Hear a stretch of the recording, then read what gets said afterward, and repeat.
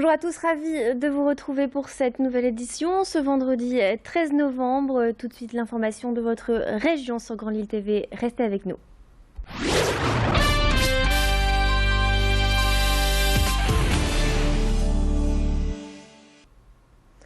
Prendre le TGV pour se rendre dans le sud-est et le nord-ouest de la France pour seulement 10 €, c'est désormais possible.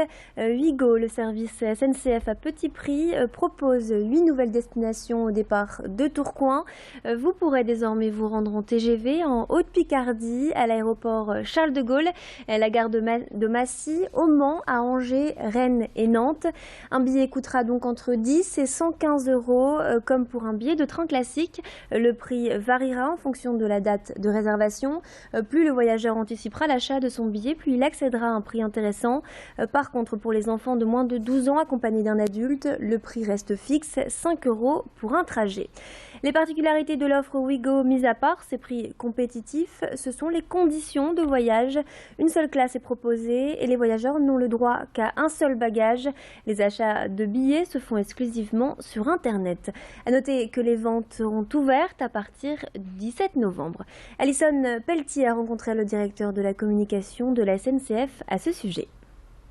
L'idée déjà, c'est de répondre simplement à la demande. Aujourd'hui, on sent bien que les Français veulent se déplacer, ont des contraintes de budget importantes. Et donc, nous, ce qu'on essaie de faire avec Ouigo, c'est de concilier les deux, de concilier une réponse à la demande de mobilité et des prix donc extrêmement attractifs. Ouigo a transporté 6 millions de personnes, c'est quand même impressionnant, et dont un tiers déclare qu'ils n'auraient même pas pensé à voyager sans l'offre Ouigo et les tarifs Ouigo.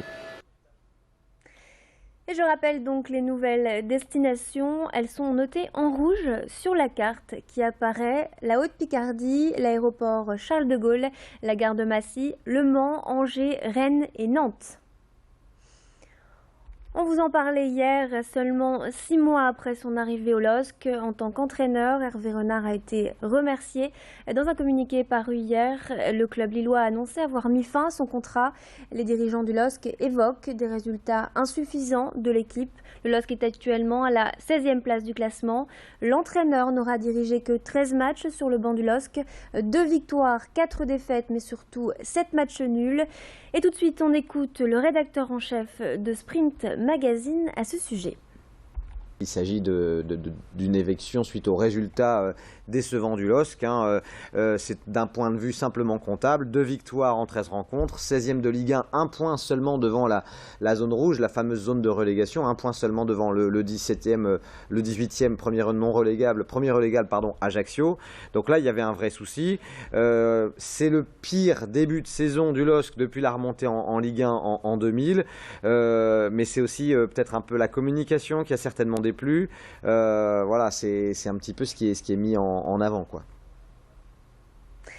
Et un mot sur le cinéma avec la sortie du film Le Goût des merveilles. Le film raconte l'histoire de Louise qui élève seule ses 2 enfants et tente de préserver l'exploitation de sa famille. Un événement va changer sa vie. Un soir, elle manque d'écraser un inconnu. Cet homme se révèle vite différent de la plupart des gens qu'elle rencontre, en tout cas à ses yeux. Il pourrait bien changer la vie de la jeune femme. Le film a été réalisé par Éric Benard et rassemble des acteurs connus du cinéma français. Comme vous pouvez le voir sur ces images, Louise est interprétée par Virginie Efira et Benjamin Levergne interprète cet homme mystérieux. Xavier Silly a assisté à l'avant-première du film mardi soir. Il a rencontré à cette occasion l'équipe du film. Dans la comédie, en fait, c'est comme si on ne pouvait pas totalement se laisser aller à l'émotion, à ce qui est en train de se jouer, parce qu'il y a un rythme à respecter, parce qu'il faut sortir un peu du réel et tout. Là, le fait que ça soit un personnage contrasté, qu'il y ait une mélancolie très forte en elle, je la sentais assez proche de moi, bizarrement. C'était assez agréable, parce que moi j'ai fait surtout des comédies où on me demande une forme de dynamisme et d'enthousiasme, et voilà. Et bon, que j'espère un peu avoir, quoi. Mais bon, après, on est ça et son inverse aussi, quoi. Donc c'est très chouette de pouvoir jouer un être humain complet, avec forcément... qui est composé de choses différentes, quoi.